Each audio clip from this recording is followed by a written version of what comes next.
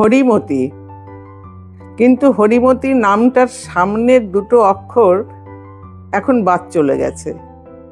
এখন ওর নামের সঙ্গে একটা তকমা লেগেছে, ও এখন মতি পাগলি। পূর্ববঙ্গের এক মহকুমা শহরের রাস্তায় রাস্তায় ঘুরে বেড়ায়। কথাবার্তা অসংলগ্ন, কিন্তু ওর সঙ্গে কথা বলতে ভালোই লাগে। অনেক আজে বাজে বকবকানির মধ্যে কেমন করে যেন কিছু কথা ও বলে, যা নিয়ে একটু ভেবে দেখতে হয়। মতি পাগলির বয়স 40-এর শেষ দিকে, বোঝা মুশকিল ঠিক কত।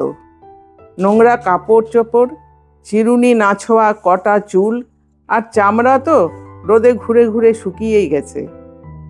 ইদানিং জামা কাপড়ও পরার ছিঁড়ি নেই, চোখে পড়লে একটু অস্বস্তি হয় বই কি।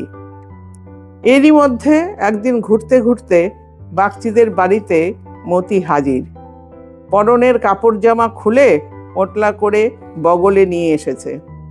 উঠোনের মাঝে দাঁড়িয়ে চিৎকার করে বলে, বড় মা, আজ দুপুরে তোমার এখানেই খাবো। এবার প্রথম না, মাঝে মাঝে ইচ্ছে হলে আসে। বড় মা বলেন, কলাপাতা নিয়ে আয় বাগান থেকে। ও নিজেই আনে, কিন্তু অনেক বলে কয়ে জল ঢেলে ঢেলে পাতা ধোয়ানো এক ব্যাপার।